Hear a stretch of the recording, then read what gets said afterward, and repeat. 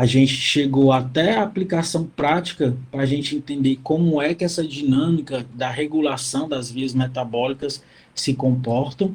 Inclusive, a gente viu o metabolismo basal se adaptando a estímulos agudos, a estímulos metabólicos agudos, ocasionando adaptações a longo prazo, né? A longuíssimo prazo, na verdade. Então, hoje a gente vai entender quem é que permite isso, como é que esses mecanismos são possíveis para adaptar o metabolismo dessa forma. Para isso, a gente vai voltar para cá, para o nosso eixo hipotálamo hipófise, que foi justamente aonde a gente parou, foi exatamente onde a gente parou antes da gente iniciar essa história inteira, antes da gente percorrer todo esse caminho da bioquímica do metabolismo energético, né? Então a gente vai retomar, a gente viu toda parte no sistema nervoso central que influencia principalmente a percepção, o processamento dessa percepção e como é gerado um padrão de estímulo que vai ser respondido por esse eixo do qual nós começaremos a falar hoje, ok? Então, quem quiser revisar para para pegar o fio da meada, né? Antes da gente ter ido para a bioquímica, a gente reviu, se não me engano, foi a nossa primeira aula depois do conteúdo que a Cassiane deu, né? A gente viu toda aquela parte do sistema nervoso central que vai processar as informações, processar os sentidos, processar os estímulos para gerar um padrão estimulatório do eixo. E hoje, então, de fato, a gente vai entender o eixo em si, o eixo hipotálamo-hipófise e a regulação que ele exerce sobre o metabolismo energético. O eixo é composto por várias substâncias, né? Vários peptídeos e hormônios esteroides, e neurohormônios também, então nós vamos falar sobre praticamente todos eles.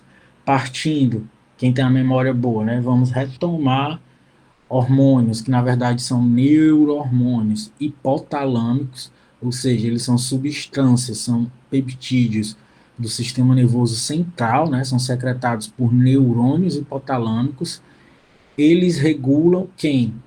Hormônios hipofisários, nós vamos falar sobre os hormônios da adenohipófise ou hipófise anterior, né, que é regulado por esses neurohormônios hipotalâmicos. Por sua vez, todos esses hormônios hipofisários, dos quais a gente vai falar, têm função de trofismo também. O que significa isso? Eles também, por sua vez, cada um deles regulam a secreção de outros hormônios, cada um por sua respectiva glândula, ok? A gente vai falar, não vou enumerar todos agora, porque a gente ganhar tempo, né? Se eu for falar de um por um agora, eu vou ter que repetir quando a gente estiver falando a respeito especificamente deles. Então, na hora de falar sobre eles, a gente fala. Primeiro, vamos entender, continuar o entendimento do eixo. A gente sabe que a hipófise, a gente já viu isso, né? Constituída de duas glândulas, na verdade, sendo que uma delas é quem é a glândula verdadeira, que é a adenopófise. A neurohipófise, que é a hipófise posterior, partindo da posição anatômica, né? Ela não é uma glândula.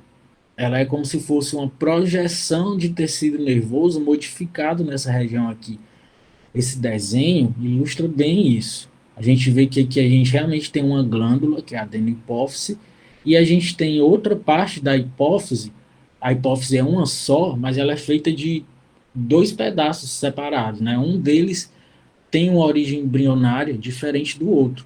A neurohipófise, a origem dela, gente, é tecido nervoso. É como se fosse uma projeção que vem lá do hipotálamo e se enrola aqui para formar essa glândula. Enquanto a adenopófise é uma glândula verdadeira. O que acontece é que, de fato, a origem embrionária desses tecidos são bem diferentes. Realmente são tecidos de forma originária delas, a origem desses tecidos, quando o embrião está se formando, realmente é diferente. A gente vê que uma glândula, gente, tem que ter tecido epitelial, né? É diferente de um gânglio. Gânglio não é feito de tecido epitelial, é feito de tecido nervoso, né? No caso, a glândula verdadeira, que é a adenopófise, ela tem a origem embrionária no teto da cavidade bucal. Realmente você pode ver que fica bem próximo aqui, anatomicamente. Então, a origem dela é de tecido epitelial. Ao longo do desenvolvimento, ela forma essa bolsa de Hatteke, que depois se solta e forma a glândula que é a própria adenopófise. Porém, para formar a hipófise em si, né, ela vai se juntar com outra estrutura. Essa outra estrutura vem lá do assoalho do diencéfalo que está se formando, que tem origem nervosa. Isso aqui é um tecido nervoso que vai formar essa projeção que é a neurohipófise. Elas meio que se enrolam uma na outra, nessa regiãozinha aqui que vai formar, que a gente chama de infundíbulo, para formar a hipófise, ok? Então, isso já nos sugere uma diferença importante das substâncias que vêm daqui e das substâncias que virão daqui, né? A comunicação do hipotálamo com as substâncias que vêm daqui e a comunicação do hipotálamo com as substâncias que vêm daqui, a gente já imagina que seja diferente, né? O hipotálamo, então, ele secreta neurônios, ele tem, na verdade, né, não secreta neurônios, ele tem neurônios peptidérgicos que secretam o quê? Peptídeos liberadores ou inibidores de hormônios de quem? Da hipófise anterior. Já repeti bastante isso, né?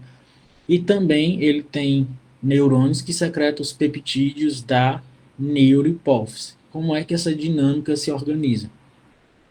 É isso aqui. A resolução dessa figura não está tão boa, mas é a minha figura favorita para explicar o eixo hipotálamo-hipófise. A gente tem partindo lá do hipotálamo, grupos de neurônios diferentes, né?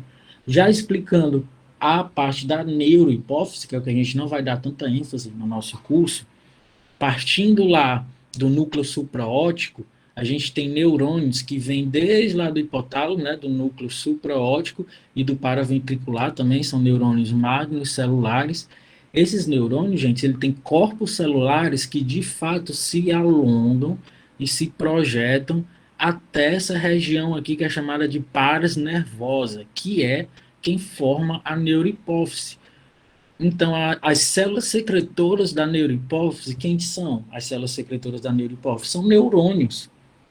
São neurônios que vêm lá do hipotálamo e se projetam até essa região. Então, a comunicação é direta, porque o próprio neurônio vem aqui e secreta essa substância na corrente sanguínea.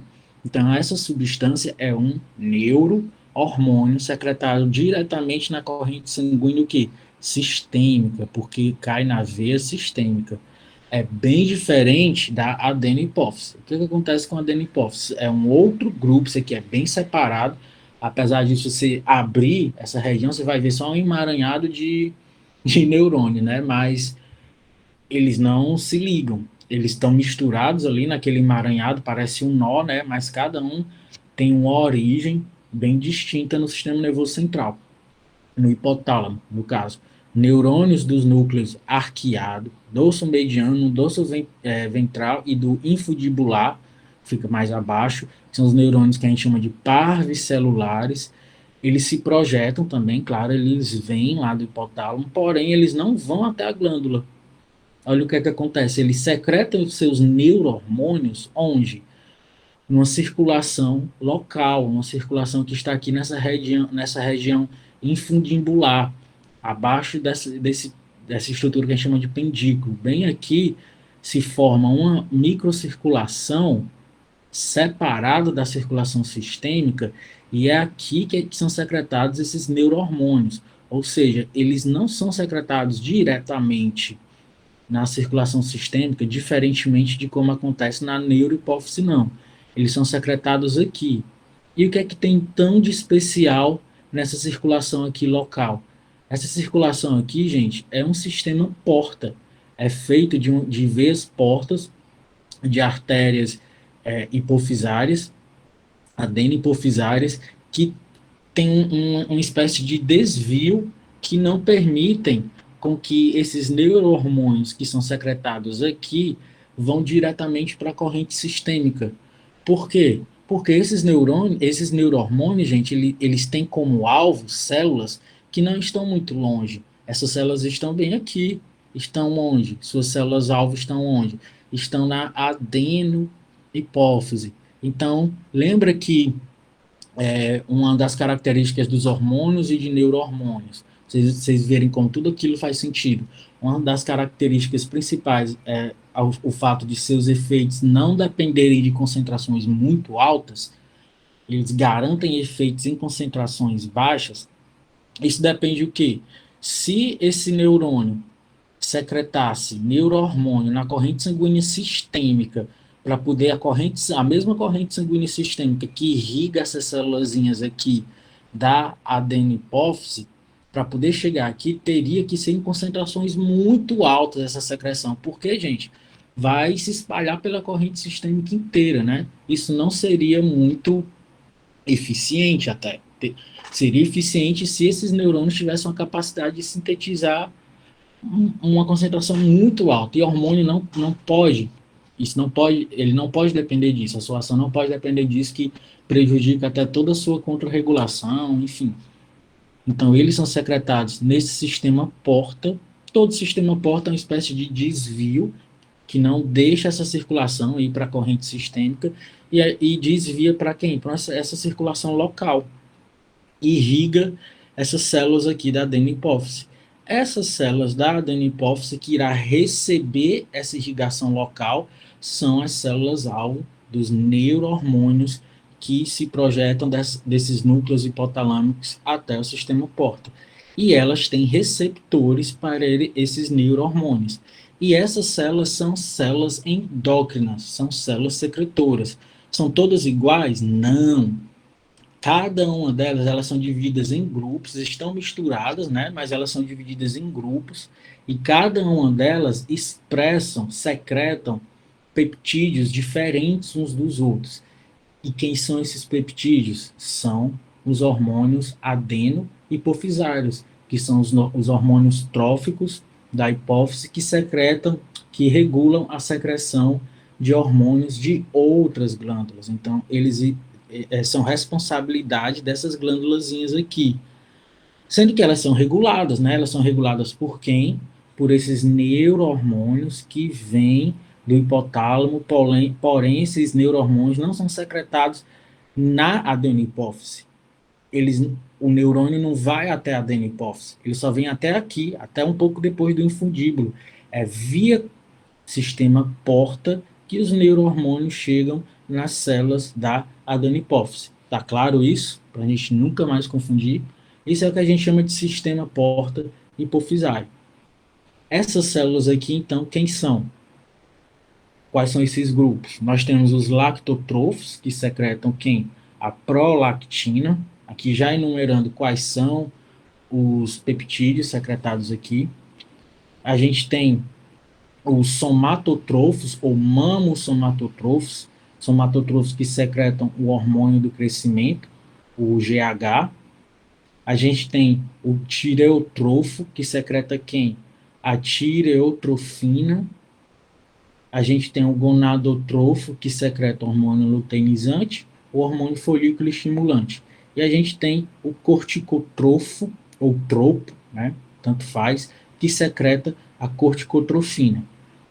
Esses hormônios aqui, esses peptídeos hipofisários, adenohipofisários, esses hormônios aqui são hormônios tróficos, eles regulam outras glândulas. Quem são elas? Vamos lá. A prolactina secretada pelos lactotrofos e pelos mamosomatotrofos regulam a secreção, a síntese e secreção do leite, a lactação. A gente não vai falar sobre ela nesse curso. O GH, que é do inglês, hormônio do crescimento, secretado pelos somatotrofos, por que ele é trófico? Ele tem receptores em células que não são glândulas endócrinas, ele tem já, a gente vai falar bastante sobre efeitos metabólicos diretos do GH em células periféricas que já respondem ao GH diretamente, porém ele é trófico também. Significa o quê? Existe um desses grupos de células-alvos para ele que tem função endócrina também. E quem é? É o fígado, é o hepatócito, que secreta quem? Os fatores de crescimento semelhante à insulina, do tipo 1, os IGF-1, que respondem, então, à regulação trófica do GH, do hormônio do crescimento. A tireotrofina, o TSH, que a gente vai falar já hoje sobre ela, secretada pelo tireotrofo, qual é o alvo dela? Qual é a glândula alvo da tireotrofina? As células foliculares de uma glândula bastante importante que é a tireoide. Então, a tireotrofina, secretada aqui pela adenohipófise, regula a secreção dos hormônios da tireoide. E o hormônio luteinizante, o LH, e o hormônio folículo estimulante, o FSH, secretados pelos gonadotrofos, regulam a secreção de quem? Dos hormônios sexuais, lá nas gônadas. As gônadas têm essa função de glândula endócrina também. Ela secreta o quê? Testosterona, estradiol. E, finalmente, a corticotrofina, o ACTH, secretado pelo corticotrofo, regula quem, gente? Um grupo de células em outra glândula, lá na glândula suprarrenal, aquela glândula que fica em cima dos rins. Existe um grupo de células lá na suprarrenal que tem receptores para a corticotrofina e elas secretam nada mais, nada menos que o cortisol. Então a gente vê como tem muita coisa regulada por esses hormônios secretados por esse grupo de células aqui na adenohipófise.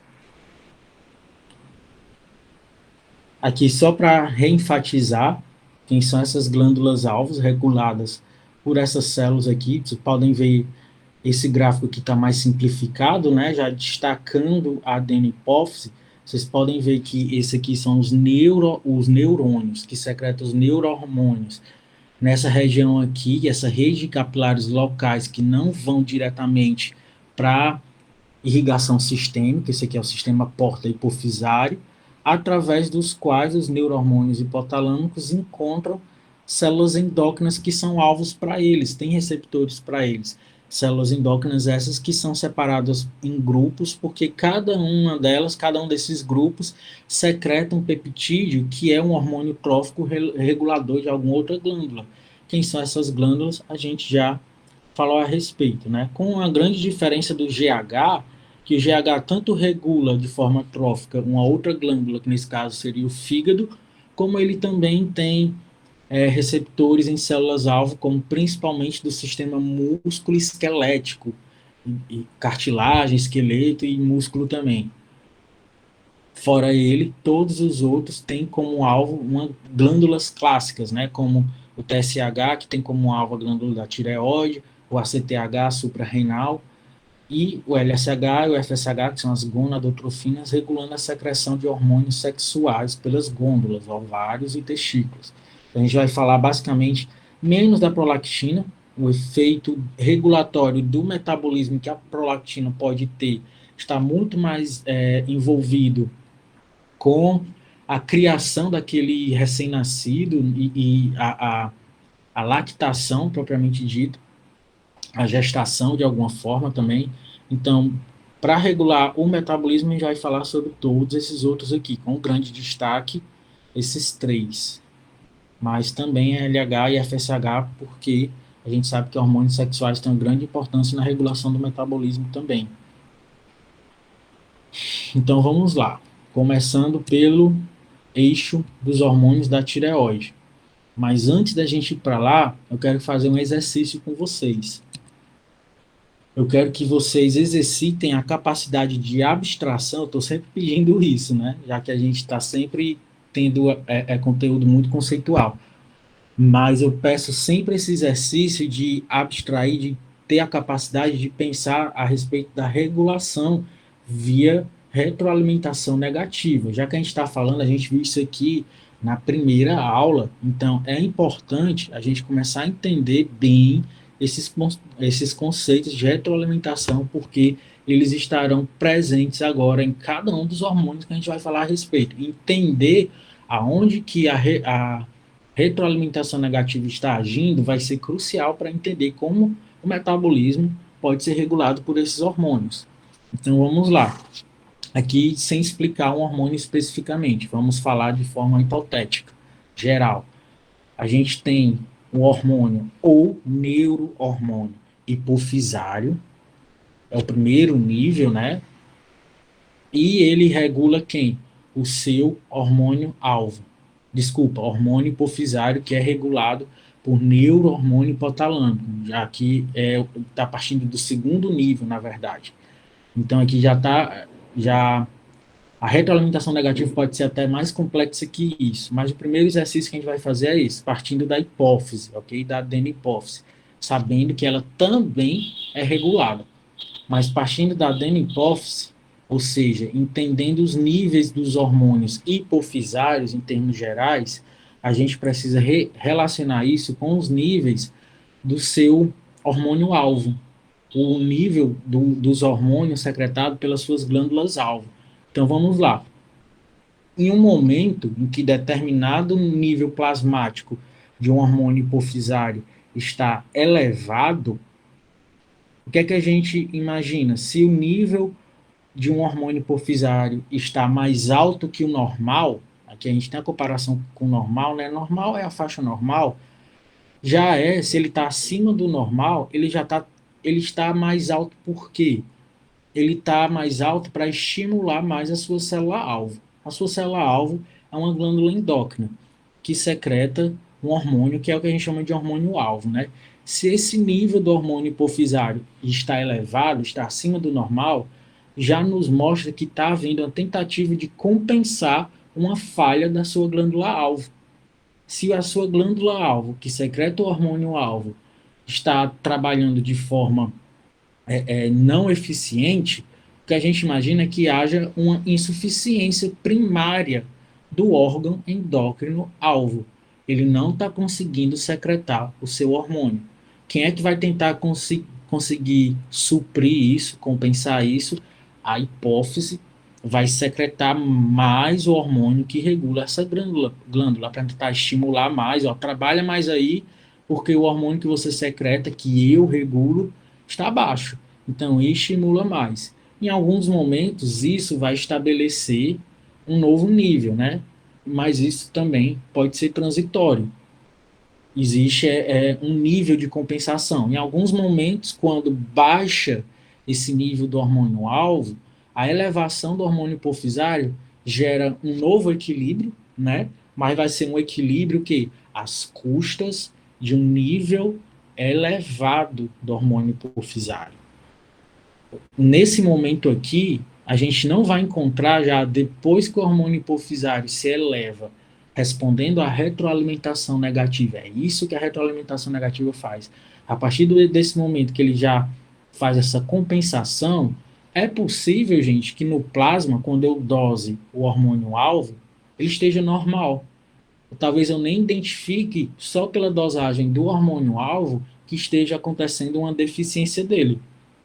É mais interessante eu identificar se é possível haver uma deficiência se eu dosar aquele hormônio que estimula o hormônio hipofisário. Porque se ele estiver elevado, então é porque ele está tentando compensar uma insuficiência primária. Por que é primária? Porque a insuficiência está no órgão que secreta o último hormônio. É primário porque está na origem dele.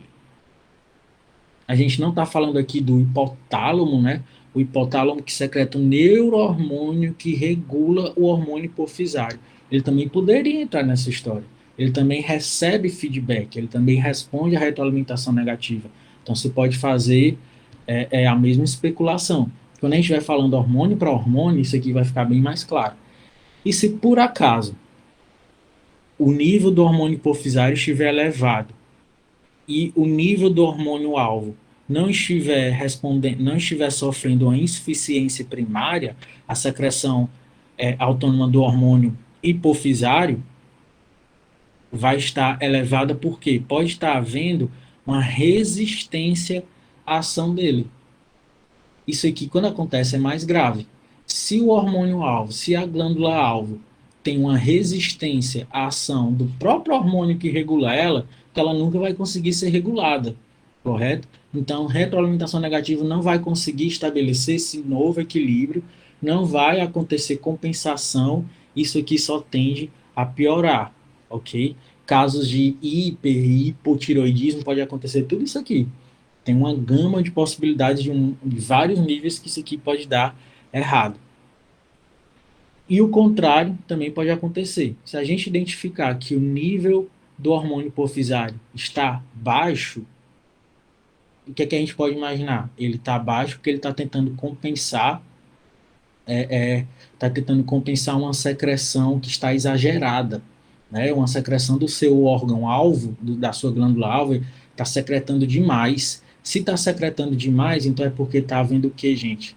Uma secreção autônoma pelo órgão endócrino-alvo. Por que autônoma? Porque ela está secretando além do necessário. Ela está secretando além do comando que ela está recebendo. Para compensar isso, via retroalimentação negativa, esses níveis do órgão-alvo são identificados, a gente vai ver como é que isso acontece, e lá no nível hipofisário ele vai compensar fazendo o quê? Estimulando menos, né? Já que ela já está secretando demais, então vamos estimular menos para tentar equilibrar isso. Pode, de forma transitória, ser estabelecido um novo ponto de equilíbrio, que é o quê? Como é que esse ponto de equilíbrio vai funcionar agora? Para compensar essa secreção autônoma do órgão endócrino alvo, da glândula alvo, se estabelecerá um novo nível de hormônio hipofisário agora mais abaixo do normal. Isso pode ser transitório, mas transitoriamente vai funcionar. Porém, acontece casos de insuficiência hipofisária. Quando acontece insuficiência hipofisária, aí não tem jeito. É quando não está havendo secreção autônoma na glândula-alvo. A glândula-alvo ela até quer funcionar normal, ela está tranquila, ela não está secretando além do necessário, né? Ela está tudo ok com ela, sendo que quem regula ela, que é o hormônio hipofisário, não está conseguindo secretar esse hormônio hipofisário corretamente. Está havendo uma insuficiência hipofisária. Então você vai encontrar o nível do hormônio-alvo baixo, porque ele não está recebendo a ordem para secretar, então ele está entendendo que ele não precisa, né? E essa ordem não está vindo, não é por uma tentativa de restabelecer nenhum equilíbrio, é simplesmente pelo fato do hormônio hipofisário não estar sendo secretado corretamente. Então tudo isso aqui pode acontecer. O pior aqui, no caso elevado, eu consideraria pior, né? Seria pior quando existe uma resistência nesse hormônio, nessa glândula alvo. Porque não adianta nada esse hormônio hipofisário tentar elevar, ele não vai conseguir mexer no seu órgão-alvo. Isso aqui desmantela tudo, digamos. Não adianta nada a hipófise querer regular se quem ela regula não responde a ela. Então, isso aqui é muito mais grave. Não existe nenhum novo equilíbrio transitório, como aconteceria aqui. Então, aqui é muito grave. E no caso dos níveis baixos, qual seria a situação mais grave? Numa situação de insuficiência hipofisária, que aí também não vai ter possibilidade de se estabelecer um novo equilíbrio transitório, porque não existe retroalimentação quando o próprio regulador de tudo, que é o hormônio hipofisário, está com insuficiência, não consegue estimular. Então, a célula endócrina está perdida, está funcionando sozinha, sem ninguém regulando ela. Aí, se entre elevado ou baixo, no nível hipofisário. O que, que é pior, o que, que é melhor, depende de que ponto de vista a gente está analisando. Do ponto de vista metabólico, falando do hormônio que a gente vai falar, por exemplo, dos hormônios da tireoide, é muito ruim níveis mantidos elevados do TSH, do hormônio hipofisário, e tão ruim quanto mantido baixo. Não tem como dizer o que é pior, porque um pode causar hipertiroidismo e um pode causar hipotiroidismo. Um pode não permitir que uma situação de hipertiroidismo seja controlada e o outro pode não permitir com que uma situação de hipotiroidismo seja controlada. Então é tudo tão ruim quanto, certo? Isso vai acontecer para GH, para cortisol, para tudo isso também, ok? Tudo que a origem seja mais central, quando eu digo é mais central, ou na hipófise ou no hipotálamo, é pior, porque eles são os reguladores.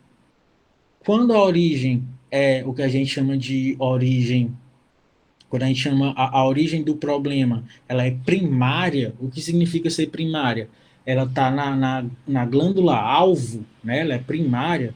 Ainda existe uma possibilidade de compensar quando o problema é primário, né? Porque a gente ainda tem dois níveis para compensar isso. A gente pode tentar compensar com o adeno hipofisário ou com o hipotalâmico. Ainda tem como tentar, mesmo que seja transitório. Quando o problema é central, ou seja, quando o problema está no hipotálamo ou na própria hipófise, não tem jeito, não tem quem compense. Porque quem compensaria seria eles próprios. Se o próprio compensador está com problema, então está perdido o caso, né? Não tem o que aí só com tratamento mesmo, só com você teria que tomar essas substâncias, você teria que fazer uso exógeno, teria que tratar com fármacos mesmo. Então, tudo que é mais central é mais grave. Quando a gente fala de qualquer deficiência ou excesso, por exemplo, quando é hipotalâmico, geralmente nem jeito tem, não tem nem tratamento, certo?